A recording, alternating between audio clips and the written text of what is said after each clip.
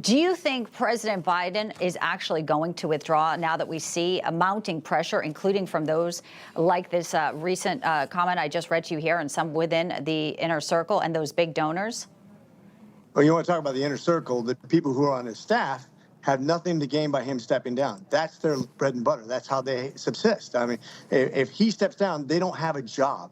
If you talk about the absolute inner circle, his wife is no longer first lady. She wants him to be president for her sake.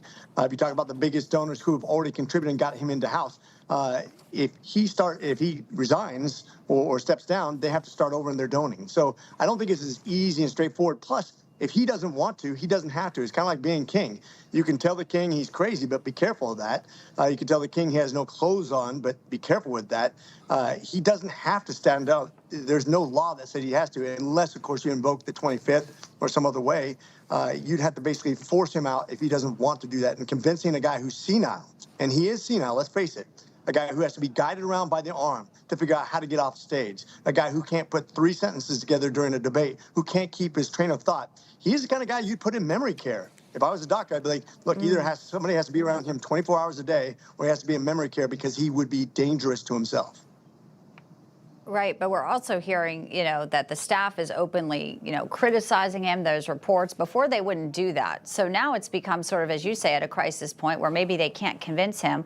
But a lot of the chatter, and there was this big call with governors yesterday, and they're saying he's not taking calls, that he needs to either quit or get out there and campaign more aggressively. I mean, we saw him come out last night, for example.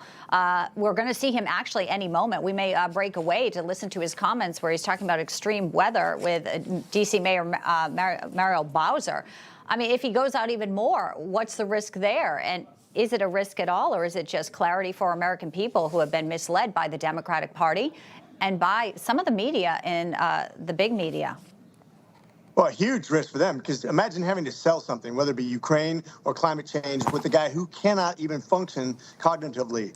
When you talk about climate change, the religion has become, and I highly recommend everybody read a book called Unsettled about the real science of climate change and what it's really attributed to. I don't think you have a good salesman there. He is not a good person to sell any ideas for the Democratic Party, and their ideas are bad to begin with. Obviously, yesterday, too, the Supreme Court ruling on immunity. Official acts by president, complete and absolute immunity, big ramifications when it comes to Jack Smith. But also the case down in Georgia with Fani Willis is unraveling as well. So when you look at where we were maybe just a few short months ago, Bragg celebrating a victory here. Now he's saying they may even delay the sentencing. There was concern that Juan Merchan might want to try to jail Trump before the RNC convention. But now it looks like, Congressman, that the wind is truly at Donald Trump's back here. Oh, for sure. I mean, the interesting thing about this court case, and I'm a doctor, not a lawyer, full disclosure, is that it does kick it back down to the district courts to determine if it's in his capacity or not. So it doesn't let him totally out the hook. And it does still leave some discretion whether it is in his official capacity. But it definitely puts the ball back in Trump's court. So actually, it's very much more difficult to convict him. Well, that's Donald Trump's side. And again, just, putting a finer point on it. If Democrats are pressuring now and even looking for options of a different ticket with Kamala and someone else, more Bashir, it does seem like there is panic on their side.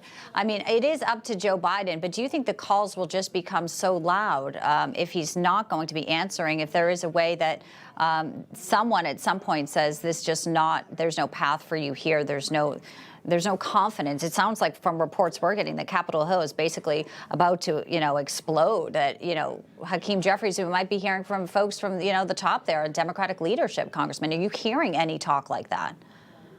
I don't know that it's going to come from leadership, but you're seeing this groundswell of people in the Democratic Party who are literally panicking and know that they cannot win with Biden at the top of the ticket. He's their worst chance. When you're starting to consider Kamala Harris as your alternative, you're in trouble. That's for sure. Remember, she only got about 6% in the primary, and they're talking about her as a viable alternative to Biden. That tells you what desperation they're in right now.